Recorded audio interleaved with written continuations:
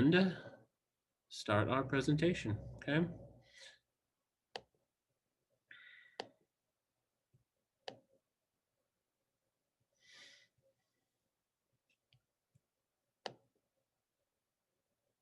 All right, let me go back to the beginning.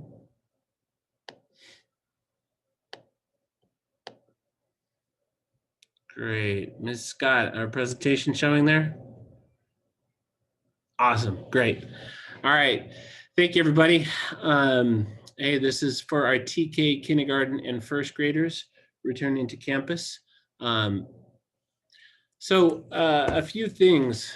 In our return to campus, we must comply with all Department of Public Health guidelines. And during this summer, our guidelines ask for our students to be 6 feet apart in the classroom. We did go through and measure our classrooms. We basically 16 students will fit in a standard classroom. So we did allow for AM and PM blended learning cohorts of up to 16 students. Here at Fern, our cohorts are pretty much 14 or 15 per cohort. And so we do not go above 15 usually, okay?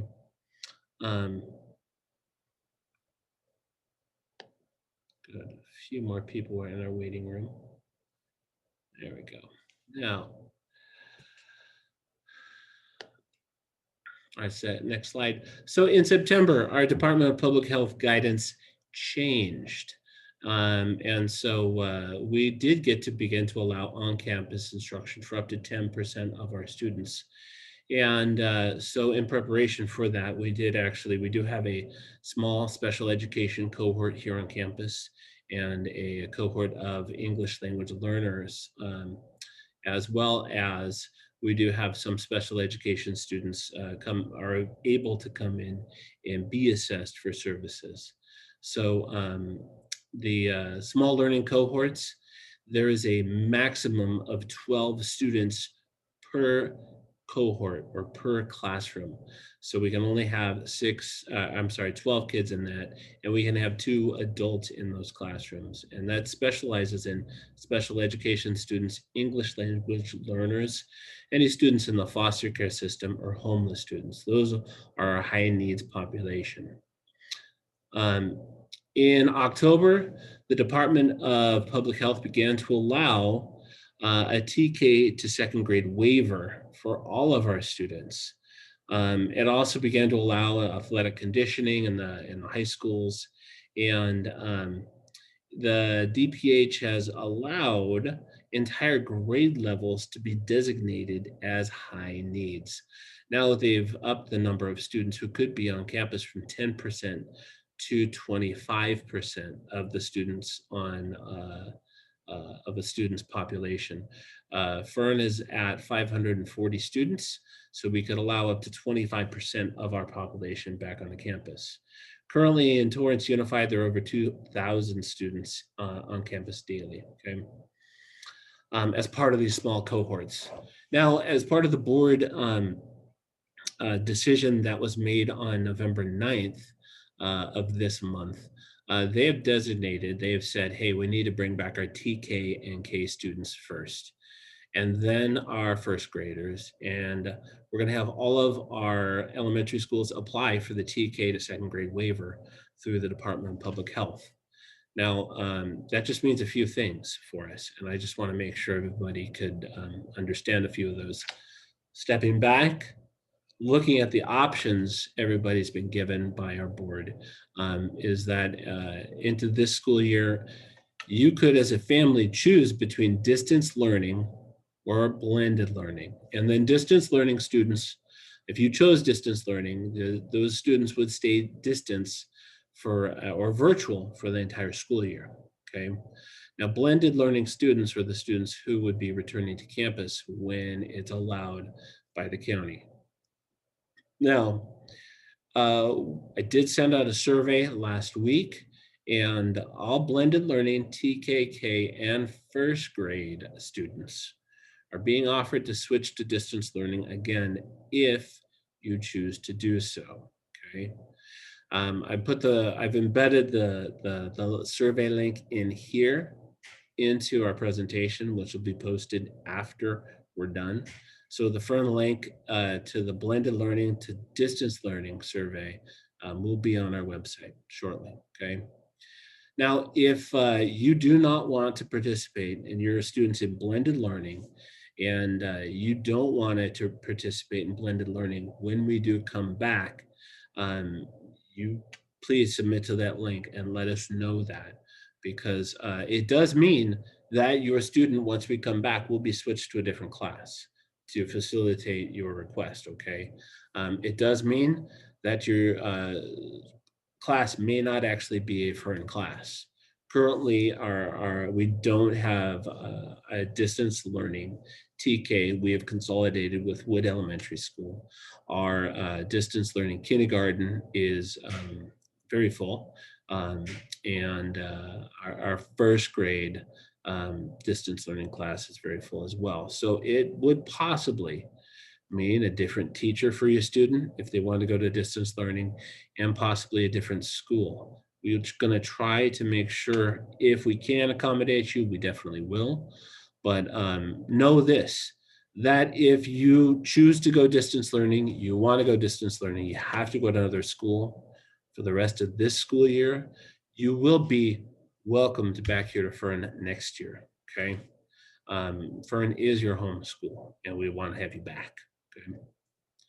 Um, Now, in applying for the waiver, all schools in Torrance Unified have applied for the TK to second grade waiver. And that would allow all TK, first and second graders to return to on-campus learning. And that would be our blended learning students again. Our distance learning students could stay distance learning. But what everyone needs to understand is that there are 50 approved every week, and there's only 10 per week approved per supervisorial district. Now in LA County, there's 5 supervisorial districts, so they take that 50, divide it by 5, and we got 10 per district. TUSD is in district number 4, which extends from Torrance to Catalina Island to Diamond Bar. So it's a big area. So we're not guaranteed when this waiver would be approved for us. And you need to know that there is a priority for higher free and reduced lunch count schools. Fern sits right in the middle of that percentage right there. So it's a big variable to see when that waiver would be approved, but it has been put in, okay? All 17 Torrance schools have applied for that waiver, okay? Now, in order to prepare for our opening of schools, we've done a lot of different things. There have been so many different representatives from our PTA, from parents groups, from community groups. There have been teacher representatives, there have been union representatives, and I personally have sat on the school nutrition committee meetings. And so there's been a variety of administrators in there too. We've been meeting since May of last year, once we had an idea this would be going down. And of these committees, there's 5 major committees with 20 subcommittees and over 200 members. So we've done a lot of planning and a lot of prepping to try to get this going, okay? TK and first grade, once we saw that group may be able to come back first, that group really began meeting significantly November 3rd. There have been parents, teachers, cabinet members, principals from the TKK and first grades, everyone involved with those grade levels. We've talked about instruction, we've talked about in operations, technology, and timelines in those committee meetings. Now, when coming back, there are some protocols that are all required by the Department of Public Health as you come back to campus. And everybody needs to be aware of that these are all required by the Department of Public Health.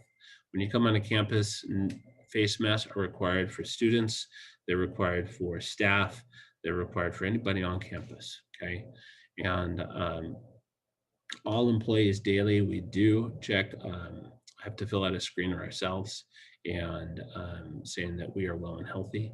And then the Beach Cities Health District screener will be available for morning entry for all of our students and their families.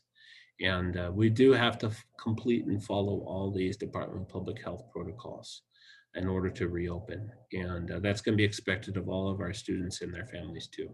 Okay.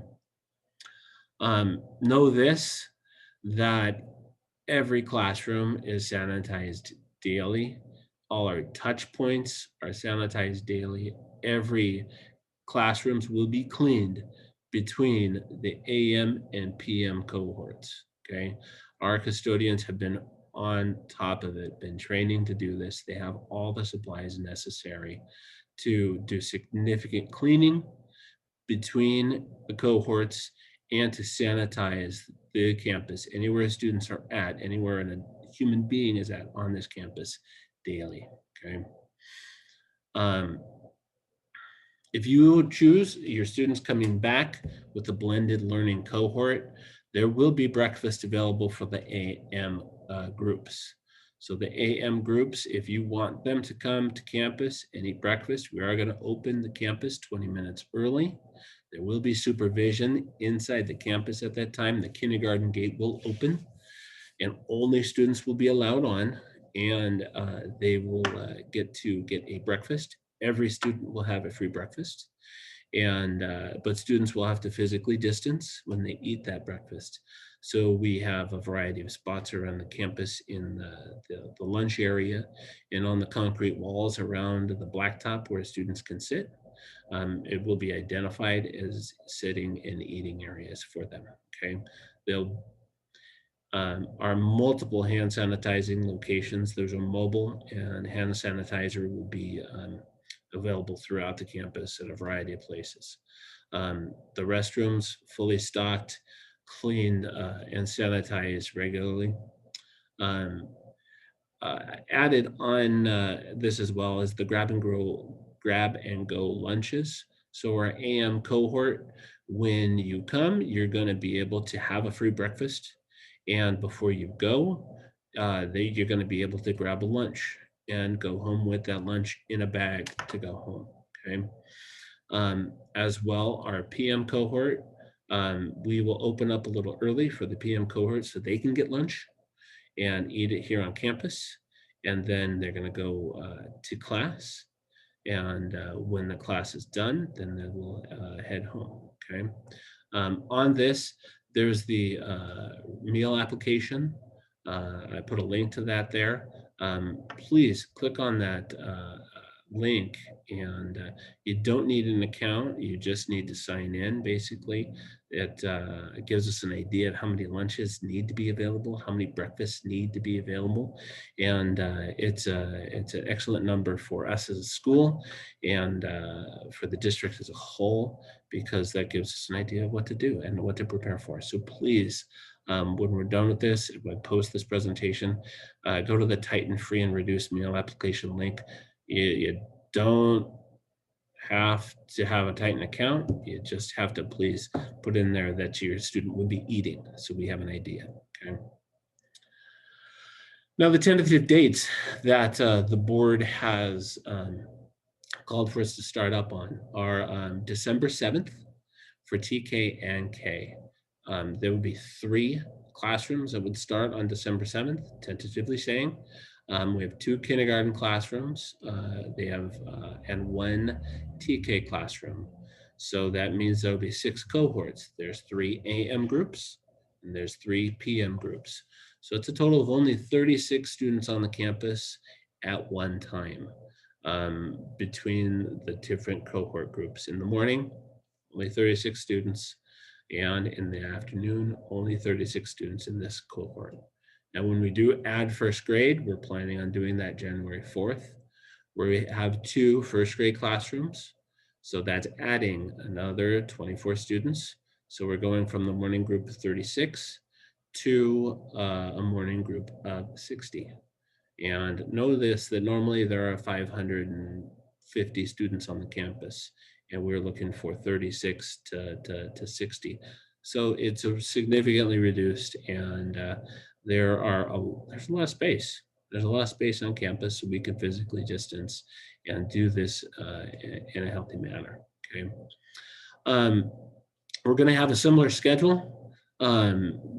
Basically speaking, students would come 9 to 11:30, Monday, Tuesday, Thursday, Friday, and then 12:45 to 3:15 as arranged by the grade level. I know some of our kindergarten groups do start a little earlier, and we will keep to those schedules that the teachers have set up.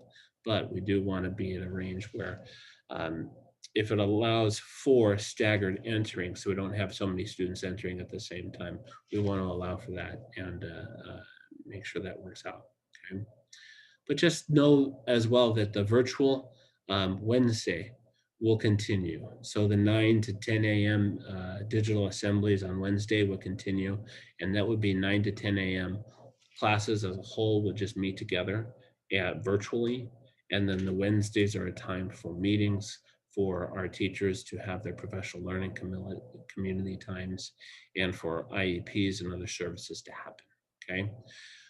If your student does receive other services on campus, such as if they have IEP services, speech services, even counseling services, many of those services may continue to happen virtually after their time in class because we do want to focus on them being able to get their time in class.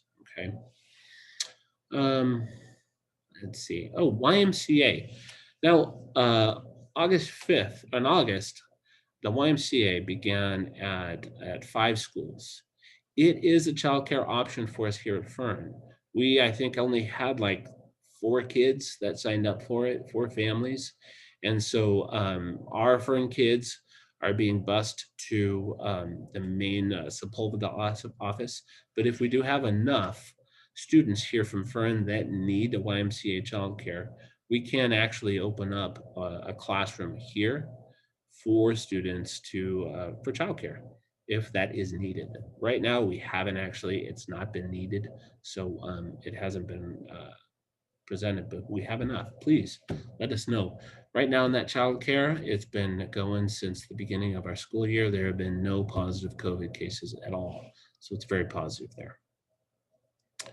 Um, Attached to this as well is a Parent Guide 3.0.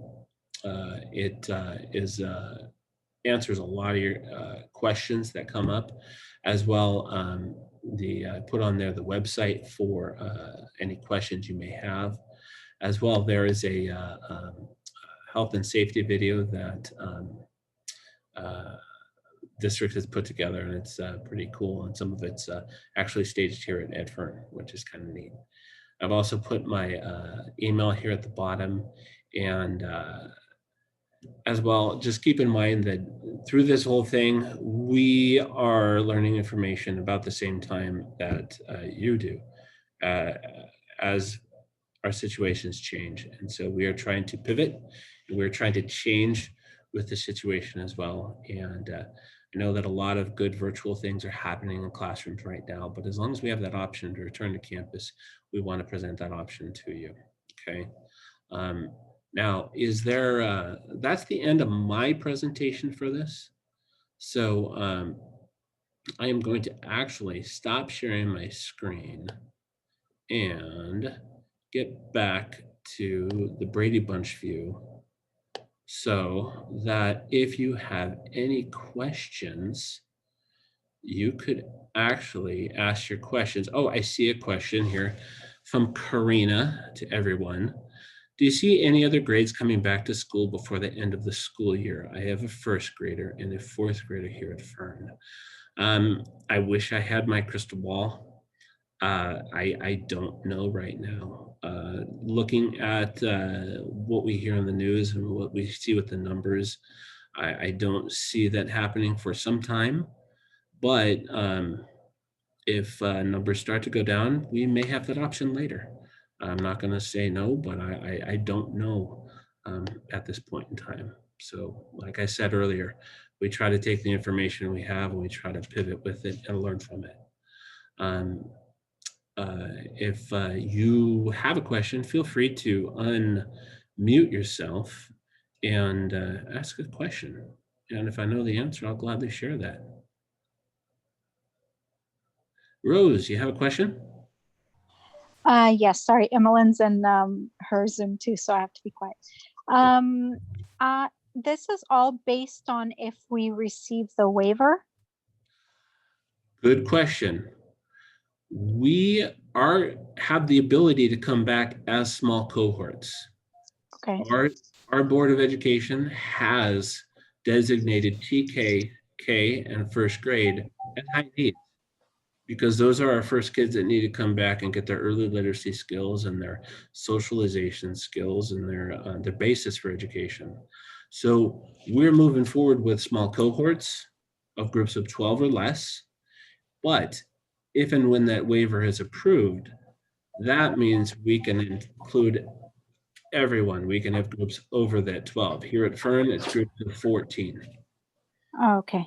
Okay. So right now, small cohorts, when that waiver is approved, we could have actually 14. And the waiver is per district or per school? It is per school. Okay. School, but then all 17 schools in Torrance have applied for it, and I believe we're all moving for it, trying to get it. Okay. Thank you. Yes, great question. Thank you. Any others? Dr. Remland? Yes, Jill. Hi, I have a question on the pickup at 11:30. If with work at home and everything, I'm not going to be able to get to school at 11:30 every day. Most days I will be able to, but some days there's going to be craziness going on. Is there something for the kids to do for maybe half an hour? Is there like a grace period to pick them up at the end of the day? Not overlapping with the PMs.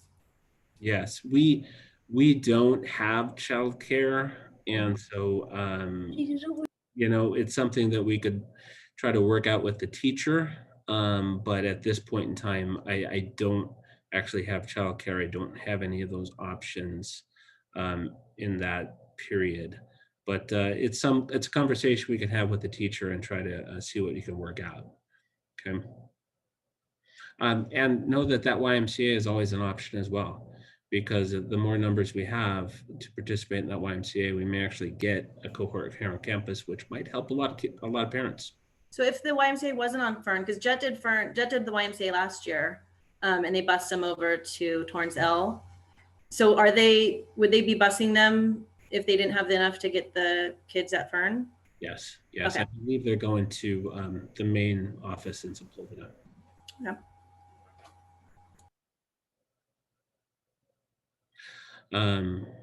So I see a question from Jeremy Gordon.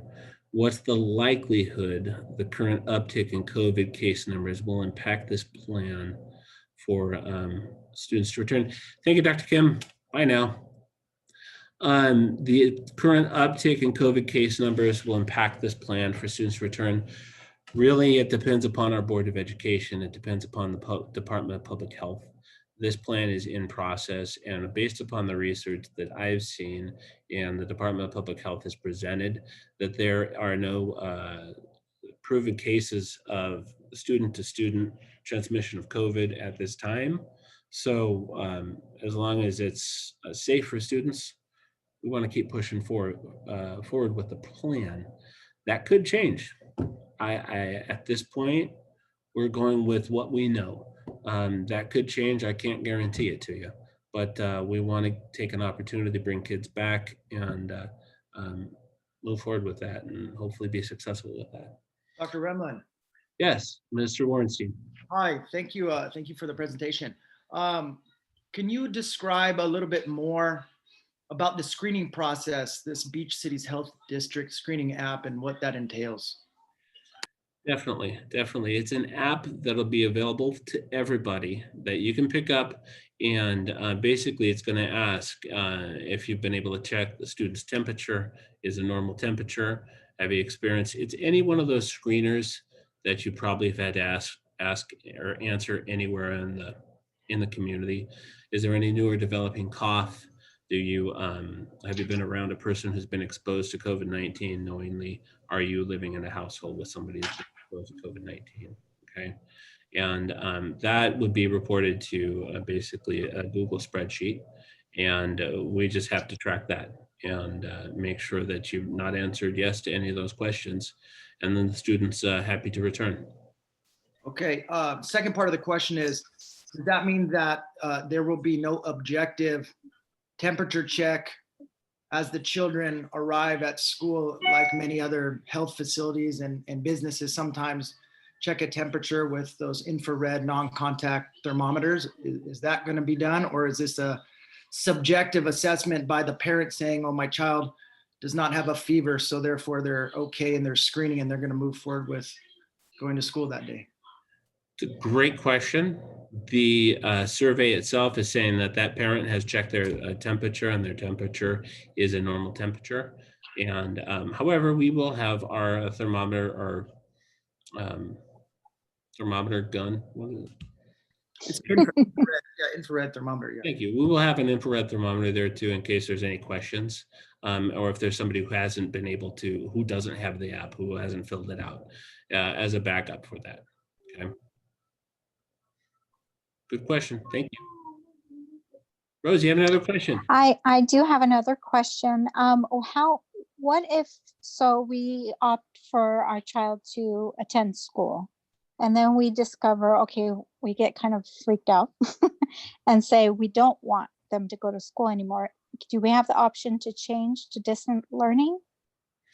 I will definitely try to accommodate your request. Okay. Oh, okay. Find a spot for you. Okay. Okay. I will. Okay. In this wacky time, I don't want to put anybody where they don't want to be, where their students don't want to be.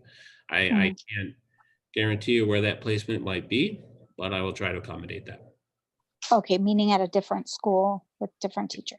If we have space here, gladly here. Right. But if we don't, then it might be at another school. Okay. Yeah. Thank You got it. Definitely. I see James Picarello had a question for the first graders. What will the in-classroom situation be like? So if you've had a chance to visit the TUSD website, we put some pictures on there of, they're usually two-person desks. There is now a big blue tape line down the center of those two-person desks. One side is A, one side is B. So students have to have their things on their appropriate side. And actually, we have purchased 300 of those plexiglass study carrels that students can actually see through. And that is their space to actually do their learning from. They will still have to have their masks on as the DPH requires, but we also have that plexiglass for them too. There would be a recess, restroom break time, and time to always wash your hands and things like that. Okay. And there'd be regular instruction going on for that time when they're there. We'd be happy to have them. Other questions? Ms. Patterson. Hi, I have a question. Thank you, first of all, for all you guys are doing. I can only imagine how much work is behind scenes. I really appreciate it. Thank you. My husband, actually.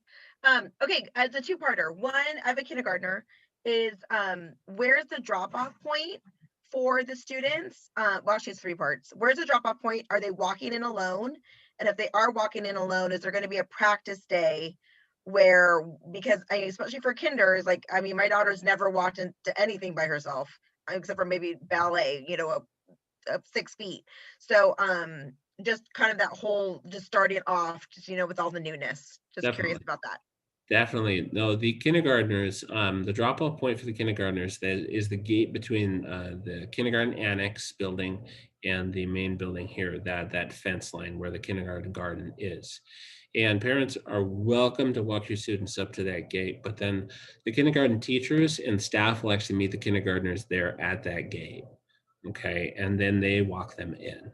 Unfortunately, we can't allow any non-students, non-staff members on campus. And I know that's a practice we've done for the last several years. Is being a closed campus, we do allow parents for the first few days to walk their students in. And I know it's hard to have that first day of kindergarten on campus in a classroom with their peers and to not be able to go in there. And it's hard for me. I'm a former kindergarten teacher. I get it. But, you know, I got to go by those DPH guidelines right now too. And so um, please walk your students up to the gate and do that distant handoff to their teacher, and do that practice beforehand too. We come on by the school on a Sunday before or I think we start on a Thursday. Come on by on the Wednesday, come on by on Tuesday. Look at the classrooms, look where they are, look at the playground from outside, and say, hey, this is where you're going to be. I'm going to walk you up to this gate, and your teacher's going to be right over there, and you're going to get to see your teacher in real time, and you're going to get to go be with her in your classroom. And I think that's going to be priceless in being able to make that change for everybody. And I feel your pain. I want to have people here. We want to be a community school, but at the same time, That's actually great. I think that's perfect because my concern was more as if the teachers were waiting in the classroom. So if they're on the other side of the gate, I mean, in my opinion, I think that's, you know, we can practice it. I can still see her. We can wave, blow kisses. So thank you. I appreciate that. good. And that's like pickup too, because we only dismiss students to their parents when we see them. Okay. Great. Thank you. Good question. Other questions? Let's see. Carlita, will K-class activities be inside and outside, including playtime outside? We're going to try and put as many kindergarten classroom activities as we can outside. If it's warm enough, if it's nice enough to do it outside, we will gladly have it outside. There will be playtime outside, but it's going to be by their classroom cohort. So if there is a one class outside, they may be on the playground equipment. And before they use the playground equipment, there is a hand sanitizing station. They have to sanitize their hands. They may use their equipment, and then they sanitize their hands afterwards. Okay. The other group may be actually on the blacktop. Okay. And so yes, we're going to try and do as much as we can outside, unless it's super cold, super windy, or it's starting to rain. Okay. I got another question. Will kindergartners be able to play outside or in class? Of course, they get to play outside as much as possible. In class, in whatever kind of area that the teachers may be able to set up, there'd be probably individual areas, different stations at different tables of different things that students may get to do for that day. And then the next day, after they've been sanitized, they may get to rotate through other things. Okay, good questions, thank you. Other questions?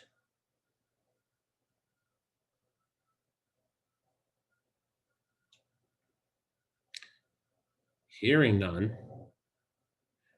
Oh, Rose, you got another one. I'm sorry. There was a question on the chat. Let me see. Jeremy Gordon asked what's the likelihood, because there's an increase in COVID cases now. You know, I think I tried to address it in being kind of saying, I don't know.